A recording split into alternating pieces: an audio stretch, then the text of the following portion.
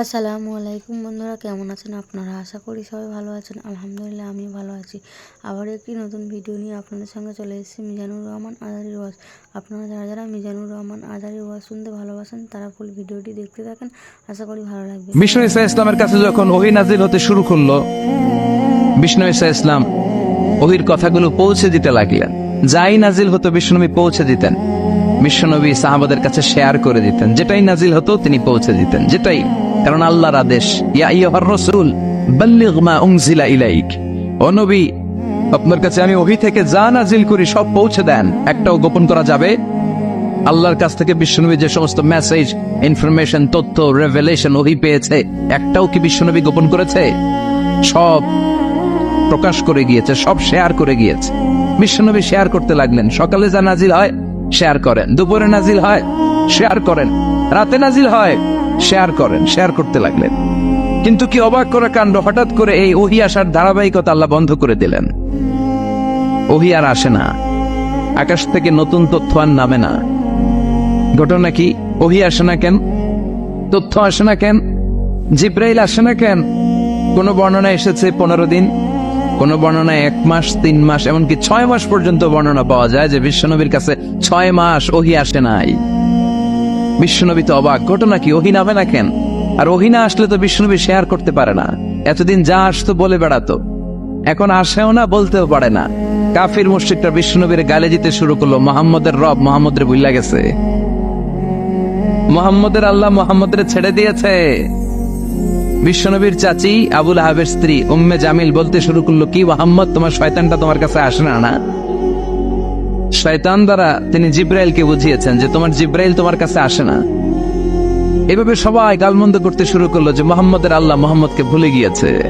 বিষ্ণু ঈসা ইসলাম নিজেও হতাশ হয়ে গেলেন। কি রে, ওহী আসে না কেন? আমার কোনো ভুল হচ্ছে না তো? আমার কোনো অপরাধ হয়ে গেল না তো? আল্লাহ কি আমার উপর অসন্তুষ্ট হয়েছেন? আল্লাহ কি আসলেই আমারে ভুলে গেছেন? আল্লাহ কি আমাকে ত্যাগ করেছেন? তিনি কি আমার উপর রেগে আছেন? আমরাও মাঝে মাঝে এরকম হতাশ হয়ে পড়ি। এরকম হতাশ লোক আছে না নাই? কিরে, আমার দোয়া কবুল হয় না কেন? আল্লাহ আমার ডাকে সাড়া দেয় না কেন? আমার জীবনে এত দুঃখ কেন? আমার জীবনে তো ভালো কিছু হয় না, খালি সব কষ্ট আমার কেন? এরকম আছে না নাই? এরকম হতাশদের জন্য এই সূরাটা একটা আলোকবর্তিকা, মোটিভেশনাল সূরা। আলহামদুলিল্লাহ পড়েন। বিশ্বনবীকে আল্লাহ আশ্বস্ত করলেন আর এই সূরাটা নাজিল করলেন আর বললেন, ওয়াদ-দুহা, ওয়াদ-দুহা, দুহা মানে আলো, দুহা মানে আলো, প্রভাতের সূর্য কিরণের শপথ। Look up, the sunlight, it's a very beautiful day out there. ও নবী, হতাশ হবেন না, বেরোন, সকালের সূর্যটা কত সুন্দর, কি ঝলঝলে পৃথিবী, ফকফকে আর তকতকে, দেখলেই মনটা ভরে যায়, ঠিক কিনা? দোহা, দোহা মানে আলো, আশার আলো, সম্ভাবনার আলো। আমাদের জীবনে আলোর দরকার আছে না নাই? আলো না থাকলে আমরা বাঁচতে পারবো? আলো লাগে বড় ভালো। এই আজকে আলো না থাকলে আমার দেখা যাইত? এজন্য কোরআনকে আল্লাহ আলো বলেছেন। কোরআনকে কি বলেছে? কিতাবুন আনজালনাহু ইলাইকা লিতুখরিজান নাসা মিনাল যুলুমাতি ইলান নূর। Muhammad, I've revealed this holy Quran unto you to lead the mankind out of darkness into the light. অন্ধকার থেকে লাইট, লাইট মানে কি? আলো, আলোর দিকে নেয়ার জন্য এই কোরআন পাঠিয়েছি। আবার বিশ্বনবীকেও আল্লাহ নূর, নূরের সাথে তুলনা করেছেন। আবার বিশ্বনবী আল্লাহর কাছে নূর চাইতেন, বলতেন, আল্লাহ আমার ডানে আলো দাও, আমার পায়ে আলো দাও, আমার সামনে আলো দাও, পিছনে আলো দাও, উপরে আলো দাও, নিচে আলো দাও, আমার দেহে আলো দাও, আমার মাংসপেশির ভিতরে আলো দাও, আমার হাড্ডির ভিতরে আলো দাও, আমার জন্য তুমি আলো দাও। পড়ে না আমিন? এজন্য আলো ছাড়া বেঁচে থাকা অসম্ভব। আল্লাহ তাআলা আলোর নামে সূরা দিলেন, সূরাতুদ দুহা, প্রভাতের আলো, প্রভাতের সূর্য কিরণের শপথ, আলোর শপথ। সুবহানাল্লাহ পড়েন। এরপর আল্লাহ বললেন, আল-লাইলি ইযা সাজা, আলোর শপথ, সকালের, সকালবেলার সূর্য কিরণের শপথ। দ্বিতীয় আয়াতে আল্লাহ বললেন, রাত্রিবেলার শপথ, যখন রাত্রিটা নিঝুম হয়, হয় নিস্তব্ধ, নিঝুম আর নিস্তব্ধ রাতের শপথ। তাহলে আল্লাহ আলোর কসম কাটলেন, তারপরে অন্ধকারের কসম কাটলেন, ঠিক কিনা? আলো দ্বারা মূলত আল্লাহ তাআলা ওহীর আগমনকে বুঝিয়েছে, আর অন্ধকার দ্বারা আল্লাহ তাআলা ওহীর অনুপস্থিতি বুঝিয়েছে। এটা দিয়ে আল্লাহ বুঝাতে চাইলেন, ও নবী, কাফের মুশরিকরা আপনারা গালি দেয়, ওরা বলে যে আমি আপনারা ভুলে গেছি, আমি আপনারা ত্যাগ করেছি, আমি আপনার প্রতি অসন্তুষ্ট। না না, আমি ইচ্ছা করে ওই পাঠাই না, কারণ সব সময় আলো থাকলে ভাল লাগে না, কিছু সময় অন্ধকারের দরকার আছে না নাই? বুঝে শুনে উত্তর দিয়েন। 24 ঘন্টা আলো, 365 দিন খালি আলো আলো আরো আলো। যদি সূর্যের আলো সব সময় থাকে 365 দিন, ভাল লাগবে? রাতে ঘুমাবেন কেমনে? আবার সব সময় ঘুটঘুটে অন্ধকার, আলো নাই, ভাল লাগে? ক্ষেত খামারে চাষ করা লাগবে না, বাজারে যাওয়া লাগবে না। তার মানে আলোরও দরকার আছে, অন্ধকারেরও দরকার আছে। এটা দিয়ে আল্লাহ বুঝাতে চাইলেন, নবী, ওহী নাজিল করার জন্য দরকার আছে, মাঝে মাঝে ওহী বন্ধ রেখে আপনার বিশ্রাম দেওয়ারও দরকার আছে। চিৎকার করে বলেন আল্লাহু আকবার। এজন্য আল্লাহ বললেন, ওয়াদ-দুহা ওয়াল-লাইলি ইযা সাজা মা ওয়াদ্দা'আকা রাব্বুকা ওয়া মা ক্বালা ওয়ালাল আখিরাতু খায়রুন লাকা মিনাল উলা। সুবহানাল্লাহ পড়েন। ও নবী, প্রভাতের সূর্য কিরণের শপথ, নিঝুম নিস্তব্ধ রাত্রিবেলার শপথ, আলো আর অন্ধকারের শপথ করে আমি বললাম, আপনার প্রভু আপনারে ভুলে যায় নাই, আপনার উপর অসন্তুষ্ট হয় নাই।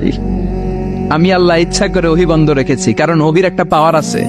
বারবার ওহী রিসিভ করলে আপনার স্নায়ু এটা সহ্য করতে পারবে না, আপনার দেহ এটারে বরদাস্ত করতে পারবে না। নবী, আমি আপনার প্রতি এত রহম দিল, এত ভালোবাসি, বারবার ওহী নিতে নিতে আপনার যে কষ্ট হয়, এই কষ্টটা আমার আল্লাহর সহ্য হয় না। এজন্য আমি আল্লাহ ইচ্ছা করে কিছুদিন ওহী বন্ধ রাখছি। সুবহানাল্লাহ পড়েন। তার মানে এই নয় যে আমি আপনারে ভুলে গিয়েছি, আমি আপনারে ছেড়ে দিয়েছি। আরে নবী, আমি তো আমার নামের সাথে আপনার নামকে জুড়ে দিয়েছি। লা ইলাহা ইল্লাল্লাহ মুহাম্মাদুর, যেখানে আমার আল্লাহর নাম সেখানে বিশ্ব নবীর নাম আছে না নাই? আজান যখন দেয় আল্লাহু আকবারের পরে বিশ্ব নবীর নাম আছে না নাই? একামতে আছে না নাই? আবার আল্লাহর জন্য যখন সালাত আদায় করি, শেষ বৈঠকে বিশ্ব নবীর উপর দুরূদ আছে না নাই? রাফা'না লাকা যিকরাক, ও নবী, আপনার নামকে আমি অনেক উপরে তুলে ধরেছি। আমার নাম যেখানে, আপনার নাম ওইখানে। গোটা বিশ্বব্যাপী আপনার নাম ছড়ায় যাবে। ওরা আপনারে গালি দেয় কবি বলে, ওরা গালি দেয় গণক বলে, ওরা বলে আপনি আফতার, লেস কাটা। আসলে যারা আপনারে গালি দেয় ওরাই লেস কাটা। ওরা আপনারে বলে আপনি নির্বংশ, আপনার ছেলেগুলো বেঁচে নাই, মেয়ে বেঁচে আছে, আপনার নাম নেয়ার কেউ থাকবে না। ওই আবু জাহেল, উতবা, সাইবা, ওদের নাম নেয়ার কেউ থাকবে না। আপনি লেসকাটা নন, আপনি নির্বংশ নন। ইন্না শানিয়াকা, চিল্লায় বলেন, ইন্না শানিয়াকা।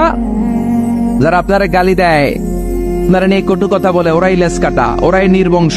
ওদের বংশকে আমি আল্লাহই নির্বংশ করে ছাড়ি। চিল্লায় বলেন ঠিক কি না? ও নবী, মা ওয়াদ্দা'আকা রাব্বুকা ওয়া মা ক্বালা, আপনার রব আপনারে পরিত্যাগ করে নাই, আপনারে ভুলে যায় নাই, আপনারে ছেড়ে দেয় নাই।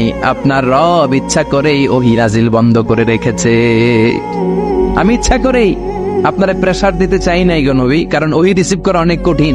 এটা আস্তে আস্তে আপনি অভ্যস্ত হবেন। সুবহানাল্লাহ পড়েন। ওহীর একটা পাওয়ার আছে না নাই? আমরা তো কি মজায় মজায় কোরআন পাইছি। এই যে কি সুন্দর কোরআন নিয়ে বসে পড়ি, তাফসীর করি, কি মজার কোরআন। আহা, এই কোরআনটা রিসিভ করতে যে বিশ্বনবীর কত কষ্ট হয়েছে। এই কোরআনকে আল্লাহ বলেছেন এটা কাওলান সাকিলা, very heavy and weighty word. এটা অনেক ওজনওয়ালা কথা। ইন্না সানুলকি আলাইকা কাওলান, এটার অনেক ওজন। এই কোরআনটা যদি পাহাড়ের উপরে নাজিল করা হতো, পাহাড়গুলো দুমড়ে মুচড়ে ভেঙে টুকরো টুকরো হয়ে খান খান হয়ে যেত। ঠিক কি না? এত কঠিন বানিয়ে এটা। ও নবী, আমি আলোর সাথে ওহীর মিল ঘটিয়েছি, আলো দিয়ে ওহীকে বুঝিয়েছি। সূর্যের যেমনি কিরণ আছে, তেজ আছে, এই ওহীরও একটা তেজ আছে। এই তেজ, এই কিরণ আপনি সব সময় সহ্য করতে পারবেন না। এজন্য আমি ইচ্ছা করে কিছুদিন ওহী নাজিল করা বন্ধ করে রেখেছি। সুবহানাল্লাহ পড়েন। ইচ্ছে করে আমি নাজিল করি নাই। সব সময় নাজিল হলে আপনার ভালো লাগতো না। বুখারীর বর্ণনা, মা আয়েশা বলতেন, শীতের রাতে, কনকনে মাঘ মাসের শীতের রাতে যখন বিশ্বনবীর উপর কোরআনের আয়াত নাজিল হতো, বিশ্বনবী ঘেমে ঘেমে একাকার হয়ে যেতেন। হাত্তা লা ইয়াতাফাসসাদু জাবিনুহু আরাকান, বিশ্বনবীর দাড়ি আর থুতনি বেয়ে ঝরঝর করে পানি পড়তো। আমরা কম্বল গায়ে দিয়ে থাকি আর বিশ্বনবী ঘামে। সুবহানাল্লাহ কবেন না? এটা কাওলান সাকিলা, অনেক ওজনওয়ালা কথা। আবার বিশ্বনবী যখন উটের উপরে বসে থাকা অবস্থায় কোরআনের আয়াত নাজিল হতো, উটের বুকটা মুহূর্তের মধ্যে বালুর মধ্যে জমিনের মধ্যে লেগে যেত। ঘোড়ায় চড়া অবস্থায় বিশ্বনবীর কাছে যখন কোরআন নাজিল হতো, ঘোড়ার পা গুলো মরুভূমির বালুতে দেবে যেত। মাঝে মাঝে বিশ্বনবী সাহাবাদের রানের উপরে পায়ের উপরে মাথা দিয়ে শুয়ে পড়তেন, ক্লান্ত শ্রান্ত। যায়েদ বিন হারেসা বিশ্বনবীর পালক পুত্র, তার পায়ের উপরে মাথা রেখে বিশ্বনবী একবার কথা বলতে বলতে ঘুমিয়ে পড়লেন। ঘন্টাখানিক ঘুমালেন। যায়েদ বিন হারেসা বলে, আমার কাছে তো আমার কোনো কষ্টই হচ্ছে না, বিশ্বনবীর মাথাটা খুব বেশি ওজন মনে হচ্ছে না। ঘন্টাখানিক পর বিশ্বনবীর চোখ খুললেন, আর খোলা মাত্রই ওনার উপর ওহী কোরআনের আয়াত নাজিল করতে শুরু করলো। কে? যায়েদ বিন হারেসা বলে, যখনই কোরআনের আয়াত নাজিল হতে শুরু করলো, আমার মনে হচ্ছে বিশ্বনবীর মাথাটা 50-60 কেজি ওজন বেড়ে গিয়েছে। বিশ্বনবীর মাথার ওজনে আমার পায়ের রান ফেটে যাবে, আমার পায়ের হাড্ডি ফেটে যাবে, আমার পাটা ভেঙে খান খান হয়ে যাবে মনে হচ্ছিল। তার মানে কোরআনের আয়াত যখন নাজিল হয়, বিশ্বনবীর উপর একটা প্রেসার আছে না নাই? এই জন্য আল্লাহ বললেন, নবী আমি আপনার ভুলে যাই নাই। কাফেররা যেমনি আপনারে গালি দেয় যে আমি আপনারে ভুলে গিয়েছি, আপনার উপর আমি অসন্তুষ্ট, নেভার, অসম্ভব। আমি আপনার উপর কখনো অসন্তুষ্ট নই, বরং আমি ইচ্ছা করি আপনার উপর থেকে প্রেসার কমিয়ে দেওয়ার জন্য কয়েকদিন ইচ্ছা করে আপনার ছুটিতে রাখছি। সুবহানাল্লাহ পড়েন, যাতে করে আবার এনার্জি গায়ে নেওয়ার পরে নতুন করে কোরআনের আয়াত রিসিভ করার জন্য আপনি সক্ষম হন। চিল্লায় পড়তে হবে আল্লাহু আকবার। এজন্য আল্লাহ বললেন, ওয়াদ-দুহা ওয়াল-লাইলি ইযা সাজা মা ওয়াদ্দা'আকা রাব্বুকা ওয়া মা ক্বালা ওয়ালাল আখিরাতু খায়রুল লাকা মিনাল উলা। এরপর আল্লাহ বললেন, নবী ওয়ালাল আখিরাতু খায়রুল লাকা মিনাল উলা, and verily indeed the hereafter is far better for you than this dunya. এই দুনিয়ার চেয়ে আপনার জন্য আখিরাতটা অনেক দামি। খায়রুল লাকা মিনাল উলা, এই দুনিয়ার চেয়ে আখিরাতটা অনেক শ্রেষ্ঠ। এতে আল্লাহ বললেন দুনিয়ার চেয়ে আখিরাত শ্রেষ্ঠ, আর এক আয়াতে আল্লাহ বললেন দুনিয়ার চেয়ে আখিরাত হলো স্থায়ী। ঠিক কিনা? বাল তু'ফিরুনাল হায়াতাদ দুনিয়া ওয়াল আখিরাতু খায়রুন ওয়া আবকা। তোমরা দুনিয়ার জীবন নিয়ে পাগল পাড়া হয়ে থাকো, আল্লাহ বললেন দুনিয়ার জীবনের চাইতে আখিরাতের জীবন শ্রেষ্ঠ এবং স্থায়ী। ঠিক কিনা? কার কথা? দুনিয়া স্থায়ী না আখিরাত স্থায়ী? দুনিয়া শ্রেষ্ঠ না আখিরাত শ্রেষ্ঠ? কিন্তু আমরা কোনটার পিছনে দৌড়াই? খালি দুনিয়া দুনিয়া।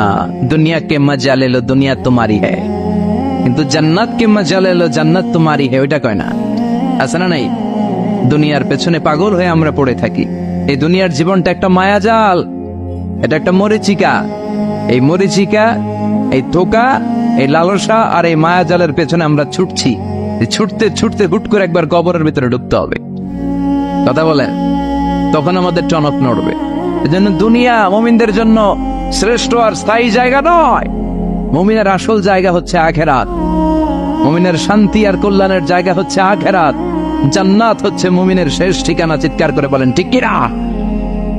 সেটাই বিশ্বনবীরে বললেন, নবী কাফির মুশরিকদের কথা আপনি কান দিবেন না, ওদের কথায় হতাশ হবেন না, নিরাশ হবেন না, হাল ছাড়বেন না, ভরসা রাখবেন কার উপর?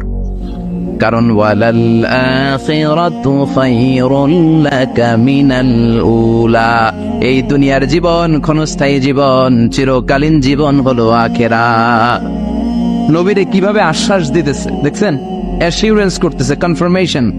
এই সূরাটা যে শান্তির সূরা, মোটিভেশনের সূরা, অনুপ্রেরণার সূরা, ইন্সপাইরেশন যে জায়গায়, প্রতিটা আয়াতে আপনি ইন্সপাইরেশন পাবেন। তো প্রতিটা আয়াতে আপনি উজ্জীবিত হবেন, সজীব হবেন, এনথিউজিয়াস্টিক এন্ড এনার্জেটিক হবেন, আপনি এনার্জি ফিরে পাবেন। আলহামদুলিল্লাহ পড়েন। এরপরে বিশ্বনবীর আরো খুশি করার জন্য আল্লাহ বললেন, ওয়ালা সাউফা ইউতিকা রাব্বুকা ফাতারদা। ও নবী, অচিরে এমন এমন জিনিস আমি আপনারে দান করব, এগুলো পেয়ে আপনি খুশি হয়ে যাবেন। কে বলে? কারে বলে? শুনতেছেন? বুঝতেছেন? কষ্ট হচ্ছে না তো? ওয়ালা সাউফা ইউতিকা রাব্বুকা ফাতারদা। অচিরেই এমন এমন জিনিস আমি আল্লাহ আপনারে দান করবো। ওরা আপনারে গালি দেয়, ওদের কথা আপনার মন খারাপ, আপনি হতাশ, ভয় পাবেন না নবী, হতাশ হবেন না, নিরাশ হবেন না, আমার উপর ভরসা রাখেন না। এমন এমন জিনিস আমি আপনারে দেব, ফাতারদা, ওগুলো পেয়ে আপনি খুশি হয়ে যাবেন। সুবহানাল্লাহ পড়েন। আল্লাহর কাজে হলো বিশ্বনবীর খুশি রাখা। Verily I'm gonna give you something that will make you happy. এমন জিনিস আপনারা দিব নবী, আপনি খুশি হয়ে যাবেন। আল্লাহর কাজে হচ্ছে বিশ্বনবীর খুশি রাখা। যেখানে বিশ্বনবীর মন খারাপ ওইখানে বিশ্বনবীর আল্লাহ আছে না নাই? বিশ্বনবীর উপাধি দিয়েছেন আল্লাহ হাবিবুল্লাহ। কি দিয়েছে? আর সৈয়দনা ইব্রাহিমের উপাধি খলিলুল্লাহ। দুইজনই আল্লাহর প্রিয়, দুইজনই উলুল আজমি মিনার রুসুল। কিন্তু খলিল মানেও বন্ধু, হাবিব মানেও বন্ধু। খলিল মানে এমন বন্ধু যেই বন্ধু আল্লাহরে খুশি করার জন্য কাজ করে, আর হাবিব মানে এমন বন্ধু যেই বন্ধুরে খুশি রাখার জন্য আল্লাহ নিজেই কাজ করে। কি শান, কি মান এই নবীর, আর ওই নবীরে গালি দেয়। এগুলো জাহান্নামের নরকীট আর পিতৃ পরিচয়হীন জারদ সন্তান। As a father, as a teacher, as a commander, as a lawgiver, as a lawmaker, as a reformer of the society, Muhammad is the Superman of the world. উনি সুপারম্যান, উনি অসাধারণ ব্যক্তিত্ব, আনপ্যারালাল পার্সোনালিটি। ওনার জীবনী নিয়ে পড়া শুরু করলে এটা শেষ হয় না। বিয়ন্ডলেস, বাউন্ডলেস, বটমলেস, এটা তলাবিহীন সাগর। বিশ্বনবীর জীবনী একটা সাগর, কিন্তু সাগরের কি নাই?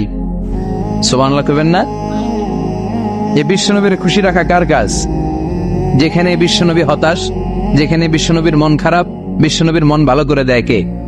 এজন্য আল্লাহ বললেন ওয়ালা সাউফা ইউতিকা রাব্বুকা, অচিরেই আপনার রব আপনাকে এমন এমন জিনিস দান করবে নবী, এগুলো পেয়ে আপনি খুশি হয়ে যাবেন। কিভাবে নবী খুশি হয়েছে, কিভাবে নবীর আল্লাহ খুশি রাখবে শুনবেন, শুনবেন, শুনবেন। দেখেন, খেয়াল করে বুঝতে হবে কিভাবে আল্লাহ তাআলা বিশ্বনবীকে খুশি করেন। দেখেন, বিশ্বনবীর প্রথম কোথায় খুশি করলেন? বিশ্বনবী মক্কার জমিনে দাওয়াতি কাজ যখন শুরু করলেন, তিনি দেখলেন বিশ্বনবী খুব ভালো অ্যানালাইসিস করতে পারতেন।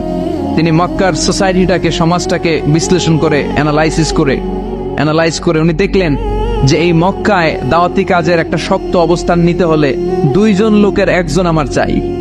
সুবহানাল্লাহ পড়েন। কি বিশ্লেষণ শক্তি, কি চিন্তা শক্তি! উনি ঘেটে ফেললেন, উনি বুঝে ফেললেন সবাইকে দেখে যে দুইজনের একজন আমার সাথে না থাকলে আমার দাওয়াতি কাজ চালানো কষ্ট হয়ে যাবে।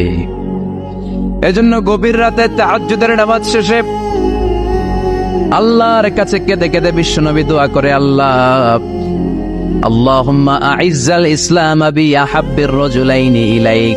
আল্লাহ, দুইজন লোকের যেই লোকটারে তোমার দরবারে মকবুল মনে হয়, ভালো লাগে, পছন্দ হয়, তাদের একজনকে ইসলামের ভেতরে ঢুকিয়ে দিয়ে ইসলামকে তুমি বিজয় দান করে দাও।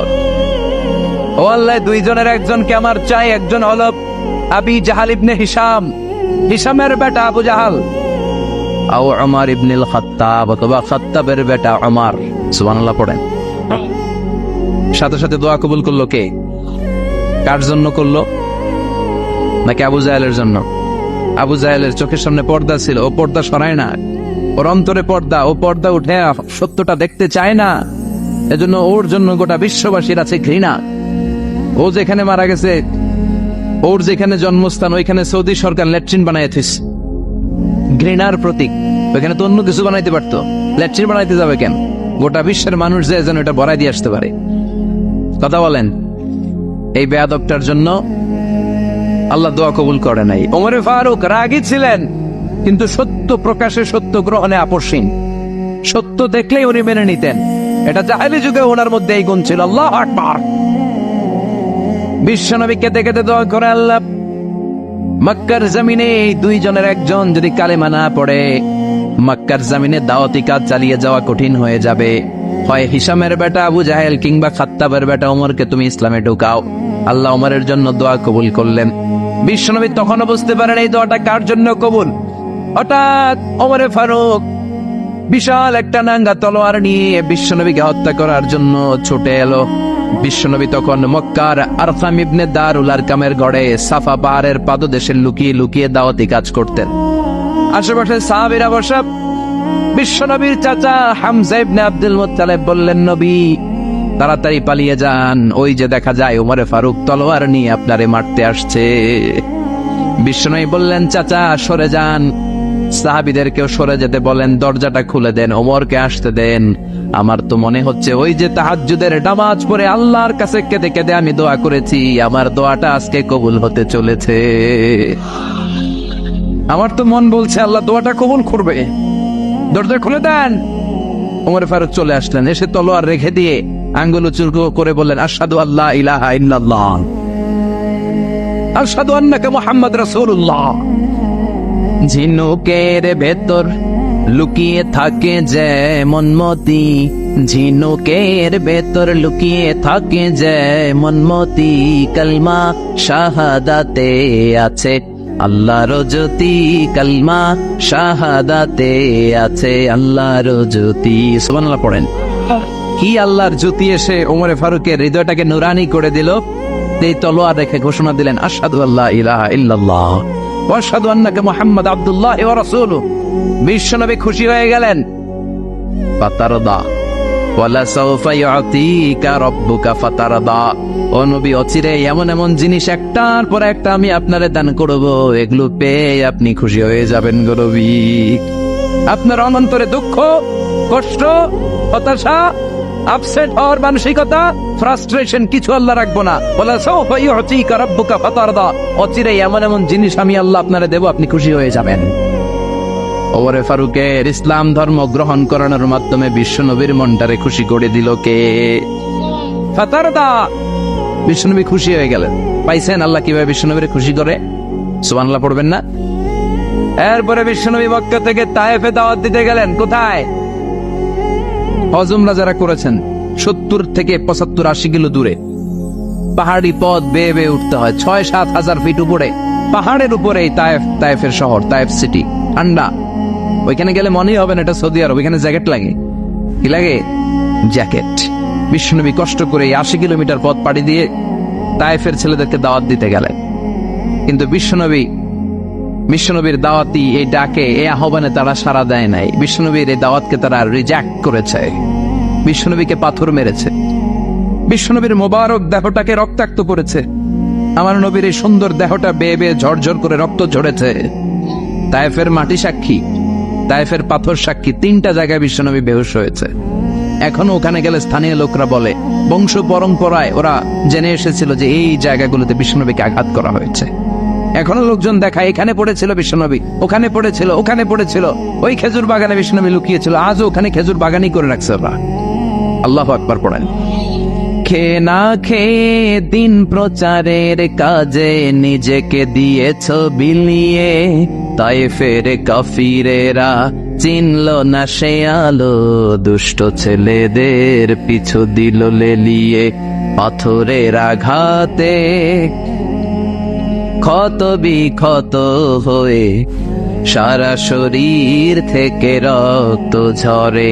হে রাসূল, তোমাকে ভুলি আমি কেমন করে, হাজার ব্যথা বেদনার পরে ফিরে আসনি তুমি আপন ঘরে, দিনের আলো তুমি ছড়িয়ে দিতে চলে গেলে মদিনায় মক্কা ছেড়ে। হে রাসূল, তোমাকে ভুলি আমি কেমন করে, হে রাসূল, তোমাকে ভুলি আমি কেমন করে। ঠিকিরা পাথর মেরে বিশ্বনবীকে রক্তাক্ত করা হলো। বিশ্বনবী রক্তাক্ত। বিশ্বনবীর সাহাবা সাইয়েদনা যায়েদ রাদিয়াল্লাহু তাআলা আনহু কুয়া থেকে পানি এনে বিশ্বনবীর গা থেকে রক্তগুলো ছেড়ে ফেলে দেয়। বিশ্বনবীর গায়ের মধ্যে পানি দিয়ে হাত পাগুলো ধুইয়ে দেয়। বিশ্বনবী কাঁদে। আহা, কাঁদে। রহমতের নবী কাঁদে, আরেকজনের জন্য কাঁদে, নিজের কোনো লাভ নাই। মায়ের খাইছে, ওরা যেন বাঁচে জাহান্নামের আগুন থেকে। সুবহানাল্লাহ কইবেন না? ওদেরকে বাঁচাইতে আসছিল জাহান্নামের মায়ের থেকে, জাহান্নামের শাস্তি থেকে। ওদেরকে বাঁচানোর জন্য নবী মায়ের খেয়েছে। চিল্লা এখন ঠিক কি না? কেঁদে কেঁদে বিশ্বনবী হয়রান। যায়েদ রাদিয়াল্লাহু তাআলা আনহু বিশ্বনবীর সান্ত্বনা দেন, নবী কাঁদবেন না। হামলাতুল জিবাল, পাহাড় রক্ষী ফেরেশতারা এসে বলে, নবী আপনি শুধু অর্ডার করেন, এই যে পাহাড়ের গিরিপথ, এই 2টা গিরিপথ, এই 2টা পাহাড় এমন ভাবে 2 দিক থেকে চাপা দেব গো নবী, তায়েফের সবগুলো ছেলেরে মুহূর্তের মধ্যে ধূলিসাৎ করে দেব। বিষ্ণু বললেন, না, আমি ক্ষমা করে দিলাম, আমি ক্ষমা করে দিলাম। আমার গায়ের উপরে যারা অত্যাচার করে এর কোনোটার প্রতিশোধ আমি নেই না। আমি শুধু প্রতিশোধ নেই যারা ইসলামের বিরোধিতা করে, চিল্লায় বলেন ঠিক কিনা? বিশ্বনবীকে আঘাত করা হয়েছে, তার গায়ে শারীরিক কষ্ট, এটার শাস্তি বিশ্বনবী দিতেন না, কখনোই দিতেন না, ক্ষমা করে দিতেন। কিন্তু ইসলামকে মারাত্মক ভাবে যদি ইসলামের বিরুদ্ধাচারণ কেউ যদি করত, শুধু তাদের উপর বিশ্বনবী তলোয়ার চালাতেন, চিৎকার করে বলতে হবে ঠিক কিনা? বিশ্বনবী কাঁদলেন, কে দেখে বিশ্বনবীর কান্না, নিজের জন্য কাঁদে না, ওদের জন্য কাঁদে। আর বললেন, না ফেরেশতারা, ওদেরকে তোমরা মেরে ফেলো না, হয়তো ওরা কালিমা পড়ে নাই, ওদের ভবিষ্যৎ প্রজন্মদের মধ্য থেকে কেউ না কেউ কালিমার বাণী পড়বে। তাই হয়েছে, তায়েফে গেলে হৃদয়টা ঠান্ডা হয়ে যায়। মসজিদ আর মসজিদ, মসজিদ আর মসজিদ, আল্লাহ ওদের ভিড়, চমৎকার এক পরিবেশ, তায়েফের পরিবেশ। বিশ্বনবী কেঁদে কেঁদে হায়রান, আল্লাহ রসের উপর থেকে টের পাচ্ছে বিশ্বনবীর মনটা ভালো না। এত আশা নিয়ে ভরসা নিয়ে কোথাও জায়গা না পেয়ে তায়েফের এখানে আসলাম দাওয়াত দেওয়ার জন্য। তায়েফের ছেলেগুলো দাওয়াতের আমার দাওয়াত গ্রহণ করলো না। বিশ্বনবীর মনটা বড্ড খারাপ। বিশ্বনবী নামাজে দাঁড়িয়ে গেলেন। বিশ্বনবী নামাজে দাঁড়িয়ে তেলাওয়াত করছেন, পাশ দিয়ে একদল জিন বিশ্বনবীর পাশ দিয়ে চলে যাচ্ছিল। একদল জিন, জিন জাতি চলে যাচ্ছে, আর বিশ্বনবীর তেলাওয়াত শুনে তারা থমকে দাঁড়ায়। কিরে, এত সুন্দর কোরআন, এরকম তো শুনি নাই। ইনি কে? খোঁজখবর নিয়ে দেখলেন ইনি বিশ্বনবী। সুবহানাল্লাহ পড়েন। তারপরে এরা ছুটে গেল এলাকায়। এলাকায় যে এরা ঘোষণা দেয়া শুরু করলো, ইন্না সামি'না কুরআনান আজাবা ইয়াহদি ইলার রুশদি ফাআমান্না বিহি। নিশ্চয় আমরা আজীব চমৎকার কোরআন তেলাওয়াত শুনে এসেছি। এই তেলাওয়াত সাধারণ তেলাওয়াত নয়, এই আয়াত দুনিয়ার মানুষের বানানো আয়াত নয়। এই আয়াতগুলো পাঠিয়েছে কে? এই আয়াতগুলো ইয়াহদি ইলার রুশদি, হেদায়েতের দিকে মানুষকে পথ দেখায়। তাই আমরা যারা এই তেলাওয়াত শুনেছি, আমান্না বিহি, এই তেলাওয়াত শুনে, কোরআন শুনে, বিশ্বনবীর কণ্ঠে তেলাওয়াত শুনে আমরা সবাই ঈমান এনে মুসলমান হয়ে গেলাম। বিশ্বনবী তখনও জানে না জিনেরা যে মুসলমান হয়েছে। বিশ্বনবী নামাজ পড়ে যখন বসলেন, সাইয়েদনা জিবরাইল মারফত আল্লাহ বিশ্বনবীরে জানায়, ও নবী হতাশ হন কেন? হতাশ হবেন না, নিরাশ হবেন না, হাল ছাড়বেন না, ভরসা রাখবেন কার উপর? ও নবী হতাশ হন কেন? দাওয়াত দিতে এসেছিলেন তায়েফের যুবকদেরকে। তায়েফের যুবকরা দাওয়াত কবুল করে নাই তো কি হয়েছে? তার বিপরীতে অদৃশ্য জগতের একটা প্রাণী, জিন জাতি, তারা আপনার কণ্ঠের সুন্দর তেলাওয়াত শুনে কালিমা পড়ে মুসলমান হয়ে গিয়েছে গো নবী। বিশ্বনবীরে শোনায় দিলেন, ফাতারদা, বিশ্বনবী আবার খুশি হয়ে গেলেন। ওয়ালা সাউফা ইউতিকা রাব্বুকা। যেখানে বিশ্বনবীর মন খারাপ, বিশ্বনবীর ভালো করার থেরাপি আল্লাহর জানা আছে না নাই? সুবহানাল্লাহ পড়েন। যেখানেই বিশ্বনবীর মন খারাপ, সেখানে বিশ্বনবীর মন ভালো করে দেয় কে? রব্বুল আলামিন বলেন, فَإِذَا دَخَلْتُمْ بُيُوتًا فَسَلِّمُوا عَلَى أَنفُسِكُمْ تَحِيَّةً مِّنْ عِندِ اللَّهِ مُبَارَكَةً طَيِّبَةً। অবিশ্বাসীরা শোনো শোনো, তোমরা যখন তোমাদের ঘরে প্রবেশ করবে, ঘরে প্রবেশ করার পর সর্বপ্রথম তোমার যেই কাজ, প্রথম কাজটা হলো ঘরের মধ্যে যারা আছে সবাইকে সালাম দিয়ে দাও। কি দিয়ে দাও? সাল্লিমু আলা আনফুসিকুম, একে অপরকে সালাম দাও। তাহিয়াতাম মিন ইনদিল্লাহ, এটা আল্লাহর পক্ষ থেকে অভিবাদন পদ্ধতি। মুবারাকাতান তাইয়্যিবা, এর চেয়ে বরকতময় বাণী, এর চেয়ে পবিত্র বাণী আর হতে পারে? কি সুন্দর বাণী! আসসালামু আলাইকুম ওয়া রাহমাতুল্লাহ। ইউরোপিয়ানরা বলে গুড মর্নিং, গুড ইভিনিং, আছে না নাই? গুড মর্নিং মানে কি? শুভ সকাল, ঠিক কিনা? গুড ইভিনিং মানে কি? শুভ সন্ধ্যা। পৃথিবীর অনেক জায়গা আছে যেখানে কোনো সকাল নাই, যেখানে কোনো সন্ধ্যা নাই। এরকম জায়গা আছে না নাই? আপনারা ভূগোল পড়ছেন না? এই পৃথিবীর এমন এমন জায়গা আছে যেখানে 6 মাস দিন, ওইখানে রাত নাই, তো এখানে গুড ইভিনিং আসলে কোত্থেকে? কথা বলেন। আরেক জায়গা আছে 6 মাস রাত, কোনো সকাল নাই, তো এখানে গুড মর্নিং বলা যাবে? কিন্তু সালাম, এটা সব জায়গায় বলার সুযোগ আছে না নাই? এজন্য শান্তি যদি ঘরে ঢুকাতে চাই, ঘরে ঢুকেই প্রথমে, ঘরে ঢুকেই সালাম। আমি আপনাদেরকে সালাম দিচ্ছি, উত্তর দেন, আসসালামু আলাইকুম ওয়া রাহমাতুল্লাহ। এবার আপনারা সালাম দেন, আমি উত্তর দিব। ওয়া আলাইকুম আসসালাম ওয়া রাহমাতুল্লাহ। এই তো শান্তি চলে আসছে। আলহামদুলিল্লাহ পড়বেন না? আজকে মাহফিল শেষেই অ্যাকশন, অ্যাকশন, ডাইরেক্ট। আজকে থেকে ডাইরেক্ট অ্যাকশন, দেরি করা যাবে না। ভালো হয়ে যাব হুজুর, ভালো হয়ে যাব। কালকে থেকে শুরু করো হুজুর, কালকে থেকে। ওই কালকে ওর জীবনে আর আসে নাই, চিল্লা এখন ঠিক কিনা?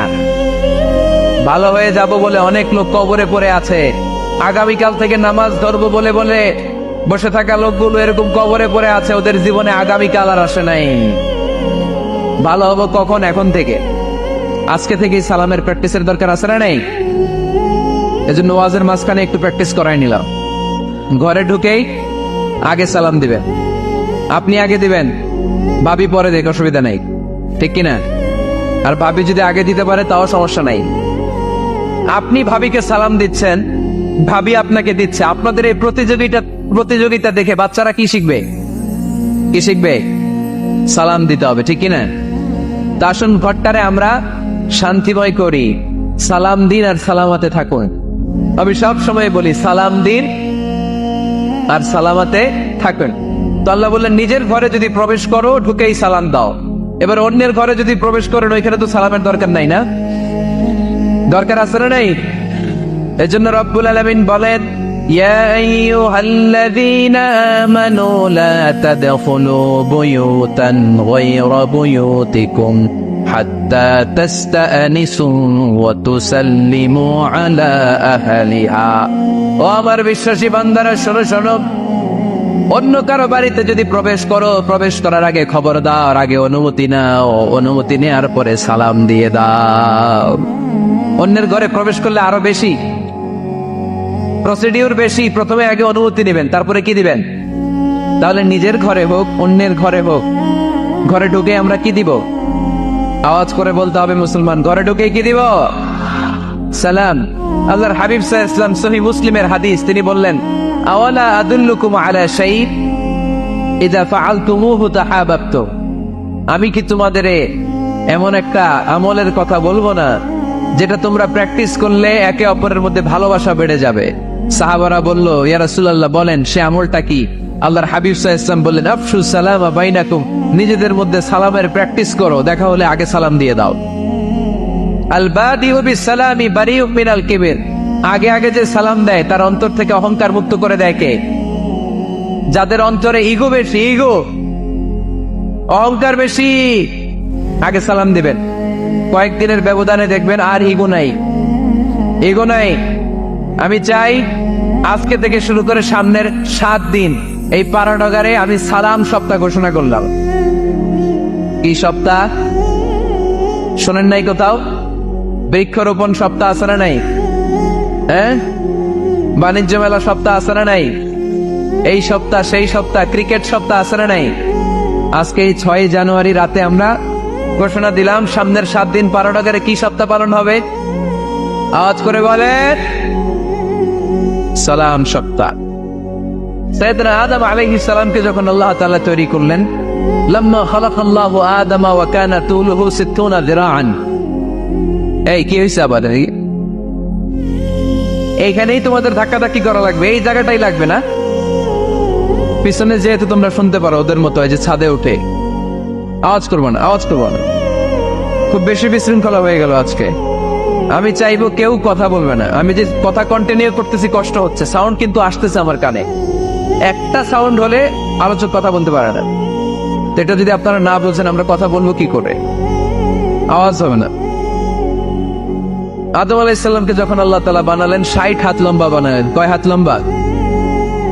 আমরাও যখন জান্নাতে যাব আমাদেরকে 60 হাত লম্বা করে জান্নাতে ঢুকাবে কে? সুবহানাল্লাহ পড়বেন না? আদম আলাইহিস সালামকে তৈরির পরই আল্লাহ বলেন, আদম জিকির করো, আদম সেজদা দাও, আদম নামাজ পড়ো। আল্লাহ প্রথম যে অর্ডারটা করেছেন সেটা হচ্ছে সাল্লিম, আদম সালাম দাও। কি দাও? আরো জোরে। এর কারণ আগে যে সালাম দেয় তার অন্তর থেকে অহংকার মুক্ত করে দেয় কে? আল্লাহ। একটা মাত্র অহংকারের কারণে ইবলিস সে হয়েছে জাহান্নামীদের সর্দার। আল্লাহ চেয়েছেন এই অহংকার যেন আদমের হৃদয়ে বাসা না বাঁধে, তাই হৃদয় থেকে অহংকার তুলে দেওয়ার জন্য প্রথমেই আল্লাহ তাআলা আদম আলাইহিস সালামকে সালামের প্রশিক্ষণ দিয়ে দিলেন। পড়েন সুবহানাল্লাহ। সাইয়েদনা আদমকে তৈরির পরে আল্লাহ বললেন, আদম সাল্লিম আলা উলাইকান নাফার। ও আদম, সিজদা দেওয়ার দরকার নাই, জিকির করার দরকার নাই, অন্য কিছু করার দরকার নাই। সৃষ্টি করার পরে তোমার প্রতি আমার প্রথম আদেশ হলো ফেরেশতাদেরকে মুহূর্তেই তুমি সালাম দিয়ে দাও। কি দিয়ে দাও? আদম আলাইহিস সালাম আদেশ আসা মাত্রই সালাম দিলেন, মুহূর্তেই আদম আলাইহিস সালামের হৃদয় থেকে অহংকার দূর করে দিল কে? এজন্য আমরাও আগে আগে সালাম দেব, আগে আগে। মুরব্বীরা বাচ্চাদেরকে দিবেন, বাচ্চারা মুরব্বীদেরকে দিবেন, স্বামী স্ত্রীকে, বাবা ছেলেকে। অনেক মুরব্বীরা বসে থাকে, আমি মুরব্বী, আমি দিব কেন, ও আমারে দিব, বেয়াদব। আসলে নাই না, এগুলো বললেন না। বেয়াদব না বলে একটা কাজ করবেন, বেয়াদব না বলে আপনি সালাম দিয়ে দিবেন। বেয়াদব না বলে কি বলবেন? সালাম দিয়ে দিবেন। দেখবেন বারবার যখন সালাম দিবেন, বাচ্চাটা বা ছেলেটা লজ্জায় পরে কিছুদিন পরে ওই বাচ্চাই আপনার আগে সালাম দেওয়া শুরু করবে, ঠিক কিনা? এই কিতাব পৃথিবীর সবচাইতে পাওয়ারফুল কিতাব, the resource of power in the world, the book of books, the most powerful book in the world. পৃথিবীর সবচাইতে শক্তিধর কিতাব, ক্ষমতা পূর্ণ কিতাবের নাম হচ্ছে কোরআন শরীফ। ঠিক কিনা? এমন কিতাব ছিল এটা, এমন কিতাব যে কিতাব নাজিল হওয়ার পর পর বিশ্বনবী মুখস্থ করার জন্য পাগল হয়ে যেতেন। আল্লাহ বললেন, লা তুহাররিক বিহি লিসানাকা লিতা'জালা বিহি ইন্না আলাইনা জামআহু ওয়া কুরআনা ফাইদা ক্বরানাহু ফাত্তাবি' কুরআনা। ও নবী, জিবরাইল যখন এই কোরআন নাজিল করে আপনি পাগল হয়ে যান কেন? এই কোরআনের তাফসীর আমরা মজায় মজায় শুনি। আমরা সবাই মুসলমান হয়েছি, ইসলাম আমরা গ্রহণ করি নাই। আমরা কি ইসলাম গ্রহণ করেছি নাকি? জোরে বলেন। আমরা বাপদাদার কাছ থেকে ইসলাম পেয়েছি।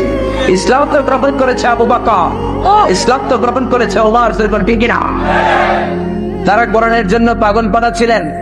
এমনকি বিশ্বনবী কোরআন রিসিভ করতে যে কত যে কষ্ট সহ্য করেছেন, বর্ণনা দিয়ে বর্ণনা শৈলীর মধ্যে সেটা আনা যাবে না।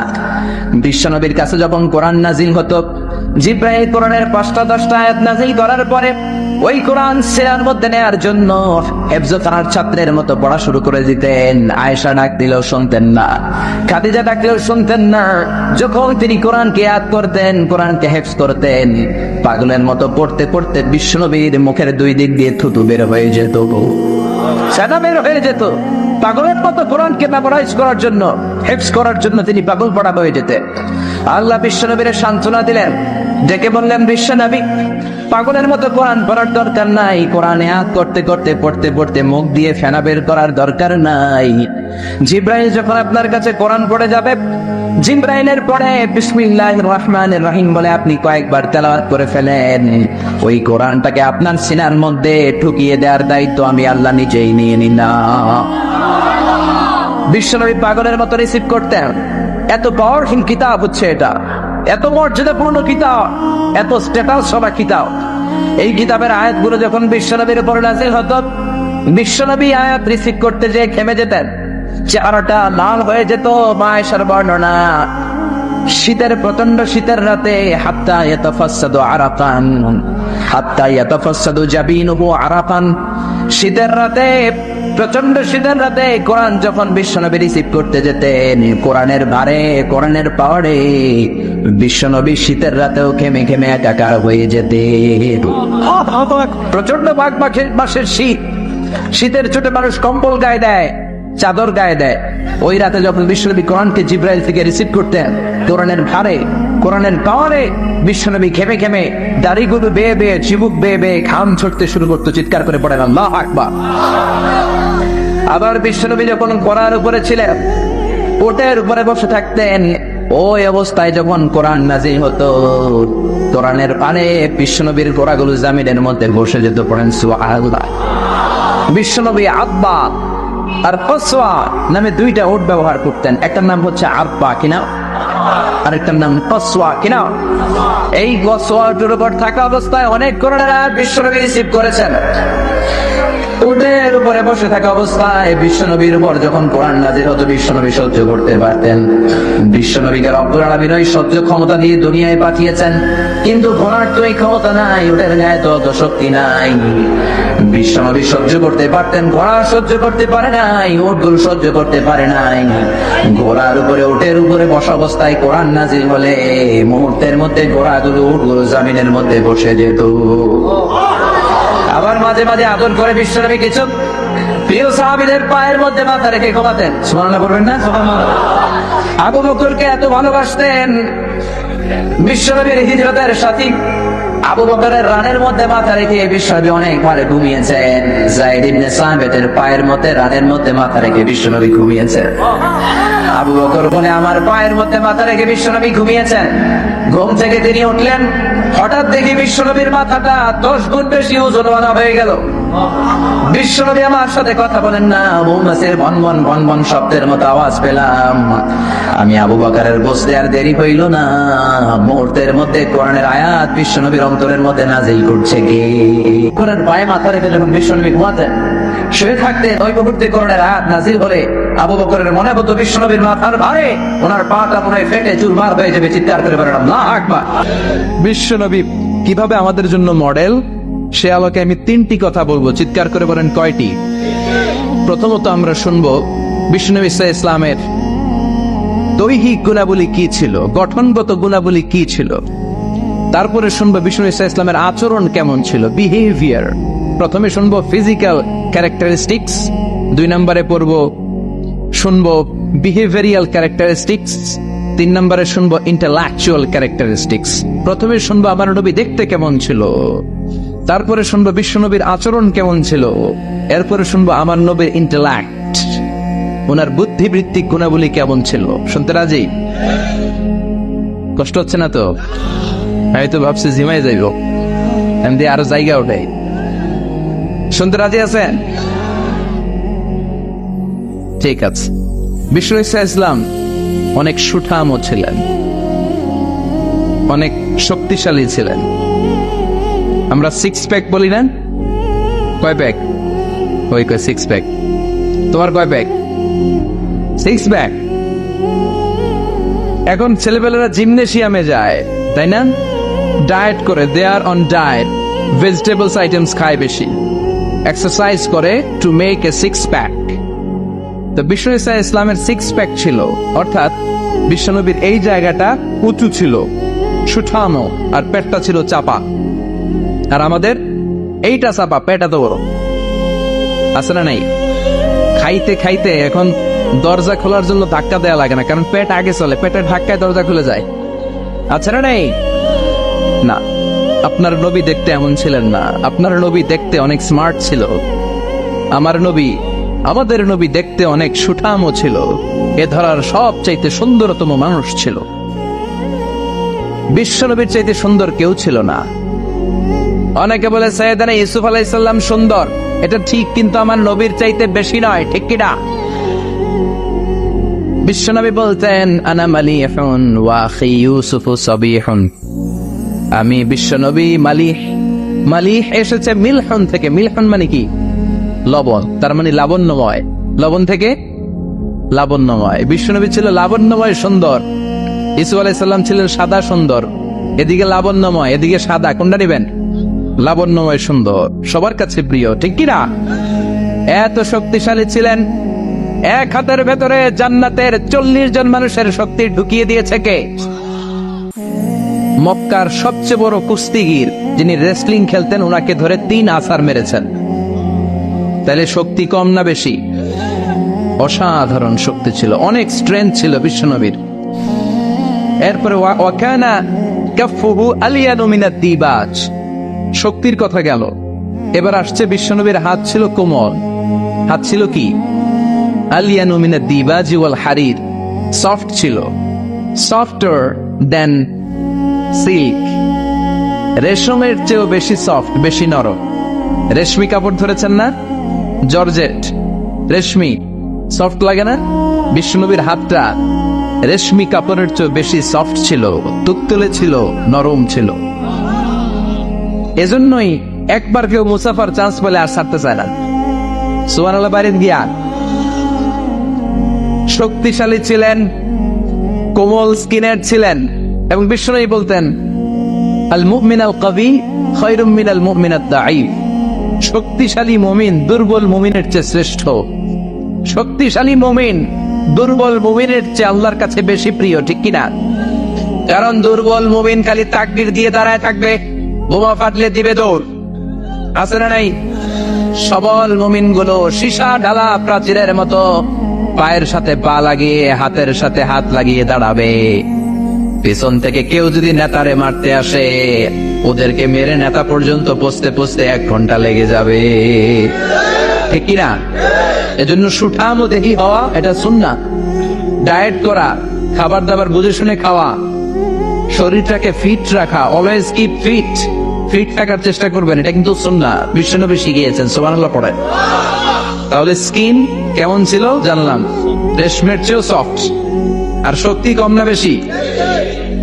এরপরে ওয়াকানা রাবাআতাম মিনাল কওম, মাঝারি আকৃতির লোক ছিলেন। লাইসা বিতাবিল ওয়ালা বিল কাসীর, খুব বেশি লম্বাও ছিলেন না, আবার খুব বেশি খাটোও ছিলেন না, মাঝামাঝি আকৃতির ছিলেন। পড়েন সুবহানাল্লাহ। খুব বেশি লম্বা হলে দেখতে সুন্দর লাগে না, ঠিক কিনা? খুব লম্বা এমনি তাকানো লাগে, টুপি পরে যায়, ঠিক কিনা?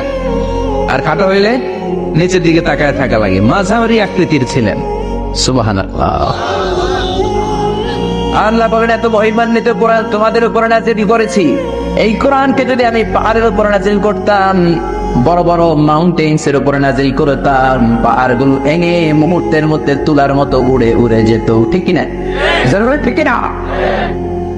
আল্লাহ বললেন, লাউ আনজালনা هذا القرآن على جبل لرأيته خاشعا متصدعا من خشية الله وتلك الأمثال نضربها للناس لعلهم يتفكرون. পড়েন আল্লাহু আকবার।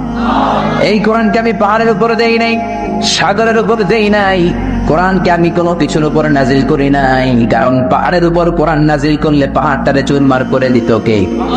মুহূর্তে পাহাড় চুরমার হয়ে যেত। মুসা আলাইহিস সালামের উপর যে কিতাবটা নাজিল হয়েছে, কিতাবটার নাম কি? সবাই বলেন, আর জোরে বলেন কি নাম?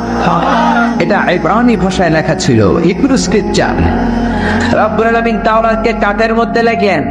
তাওরাতের বিশেষ বৈশিষ্ট্য হলো রব্বুল আলামিন নিজ হাতে তাওরাত লিখে সাইয়েদনা মুসার উপরে নাজিল করেছেন। পড়েন সুবহানাল্লাহ। কাঠের বড় বড় তক্তার উপরে তাওরাত কিতাব লিখে রব্বুল আলামিন তুর পাহাড়ে সাইয়েদনা মুসা আলাইহিস সালামকে ডেকে পাঠালেন। ডেকে বললেন, মুসা, এই যে তাওরাতের কিতাব আমি কাঠের ফলকে লিখে দিলাম, এর মধ্যে তোমাদের জন্য হেদায়েত আছে, বনি ইসরাইলের জন্য হেদায়েত আছে। যাও মুসা, নিয়ে যাও।